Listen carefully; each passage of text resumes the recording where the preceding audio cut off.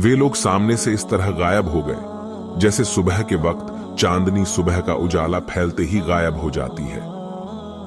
मैं मस्जिद अक्सा के अंदर पहुंचा। मस्जिद में बहुत से आदमी मौजूद थे।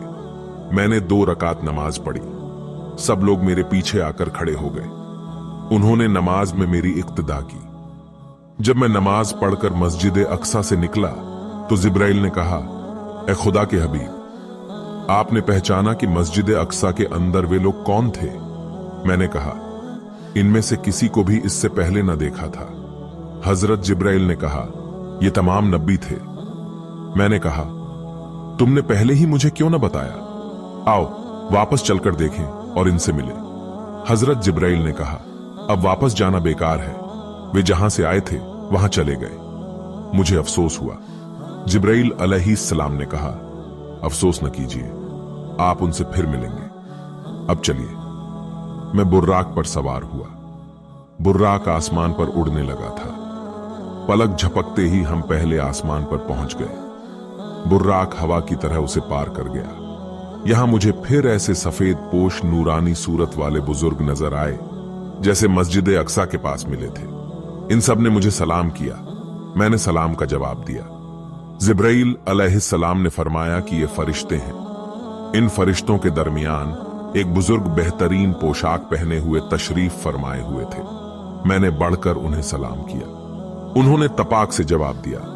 हजरत जिब्राइल अलैहिस्सलाम ने कहा, यह तुम्हारे दादा हजरत आदम अलैहिस्सलाम हैं। बुर्राक पर फिर सवार हुआ और पलक झपकते ही दूसरे आसमान पर पहुंच गए। यहां भी फरिश्ते लाइनों में खड़े थे। उन्होंने भी मुझे सलाम किया। मैंने सलाम का जवाब दिया। इन फरिश्तों के दरमियान 2 बुजुर्ग अच्छे कपड़े पहने बैठे देखे। हजरत जिब्राइल अलैहिस्सलाम ने मुझे बताया कि इनमें से एक हजरत ईसा अलैहिस्सलाम रूहुल्लाह हैं और दूसरे हजरत यहिया बिन जकरिया अलैहिस्सलाम हैं। दोनों मुझसे बगलगीर हुए। इनसे रुखसत होकर हम तीसरे आसमान की तरफ उड़े। वहां पहुंचकर भी फरिश्तों का जमाव पाया। उन्होंने भी सलाम किया और मैंने भी सलाम का जवाब दिया। इन फरिश्तों के दरमियान एक नौजवान निहायत खूबसूरत पोशाक पहने तकिया का सहारा लगाए बैठा था। वह मुझे देखते ही लिपट गया। हजरत जिब्रील ने बताया कि यह हजरत यूसुफ अलैहिस्सलाम है। मैं उनसे विदा होकर चला और चौथे आसमान पर पहुंचा। वहां हजरत इदरीस अलैहिस्सलाम से मुलाकात हुई। 5वें पर हजरत हारून अलैहिस्सलाम से और 6ठे पर हजरत मूसा अलैहिस्सलाम से मुलाकात हुई। हजरत मूसा अलैहिस्सलाम मुझे देखते ही रो पड़े। मैंने पूछा, ए कलीमुल्लाह, आप किस वास्ते रो रहे हैं? हजरत मूसा अलैहिस्सलाम ने जवाब दिया, इस वजह से कि तुम्हारी उम्मत मेरी उम्मत से कहीं ज्यादा जन्नत में जाएगी और क़यामत के दिन तुम्हारी सिफारिश सुनी जाएगी और जिसकी ओर तुम इशारा करोगे वह बख्शा जाएगा। आप खुदा के चहेते पैगंबर हैं। काश मुझे भी यह मनसब मिला होता। हजरत मूसा अलैहिस्सलाम से रुखसत होकर हम 7वें आसमान पर पहुंचे। इस आसमान पर इतनी रोशनी और फरिश्तों की भीड़ थी कि इस 8 से पहले किसी आसमान पर न थी। वहां एक मस्जिद नजर आई। उसका नाम बैतुल मामूर था। वह बहुत खूबसूरत मस्जिद थी। मस्जिद के चारों तरफ फरिश्ते लाइन लगाए खड़े, कुछ रुकुआ की हालत में थे, कुछ सजदे में पड़े थे। एक बुजुर्ग आदमी बैतुल मामूर से पीठ लगाए बैठे थे। वह मुझे देखते ही उठे और अपनी गोद में भरने के लिए आगे बढ़े। जिब्राइल ने मुझे बताया कि यह हजरत इब्राहीम अलैहिस्सलाम है। मैं भी उनसे तपाक से मिला। उन्होंने मेरा इस्तकबाल किया और फिर रोकर कहा, प्यारे बेटे, तू जब तक दुनिया में रहेगा परेशानियों का मुकाबला करता रहेगा। तेरी उम्मत बेहद कमजोर होगी।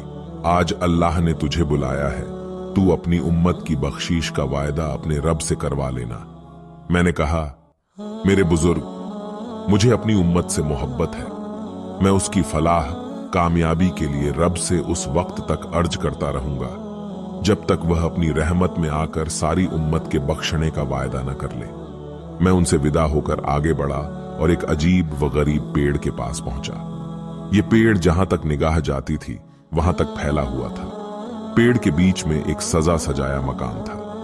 हजरत जिब्राइल अलैहिस्सलाम ने फरमाया, यह सिदरतुल मुंतहा है और यह मकान मेरे रहने की जगह है। वहां से मुझे एक पुरबहार इलाके में ले गए जिसकी नजीर दुनिया के किसी इलाके में नहीं मिलती। हरा भरा सदाबहार इलाका, फूल फल, बेहतरीन इमारतें, नहरें, खूबसूरत सड़कें, सुंदर औरतें, सभी कुछ। हजरत जिब्राइल ने बताया, यही वह जन्नत है जिसका वायदा अल्लाह ने मुसलमानों से किया है। अगर अल्लाह के बंदे अपनी जाहिरी आंखों से भी एक बार जन्नत का नजारा कर लें तो उम्र भर उसे दोबारा देखने की ख्वाहिश में परेशान रहें। जन्नत से आगे हम एक ऐसी जगह से गुजरे जहां आग कसरत से जल रही थी, शोले उठ रहे थे, सांप और दूसरे जानवर फुकारे मार रहे थे, गर्म गर्म खौलता पानी बह रहा था, जक्काम के कांटेदार पेड़ खड़े थे, आग की लपट दूर तक वार कर रही थी। मैंने उस जगह को देखते ही समझ लिया कि यह दोजख है, अल्लाह के नाफरमान बंदों के रहने की जगह। बेअख्तियार मेरी आंखों से आंसू जारी हो गए। मैंने कहा, ऐ खुदा, मेरी कमजोर उम्मत को इस सजा से बचाइए। मेरे यह कहते ही दोजख के दरवाजे बंद हो गए। मैं हजरत जिब्राइल के साथ आगे बढ़ा। कुछ दूर चलकर जब सिदरतुल मुंतहा की आखिरी हद पर पहुंचा तो हजरत जिब्राइल ठिठक गए। मैंने कहा, ऐ भाई, तुम रुक गए, मेरे साथ आओ। हजरत जिब्राइल ने कहा, हम में से कोई ऐसा नहीं है जिसकी जगह तय न हो। मेरी मजाल इससे आगे बढ़ने की नहीं है। अगर कुछ कदम और आगे बढ़ती तजल्ली इलाही से मेरे तमाम बाल वो पर जल जाएंगे। मैंने जवाब दिया, तो मैं तन्हा बढ़ूं? अब आपको तन्हा ही बढ़ना पड़ेगा। हजरत जिब्रील ने जवाब दिया, ऐ आखिरी नबी, तशरीफ ले जाइए।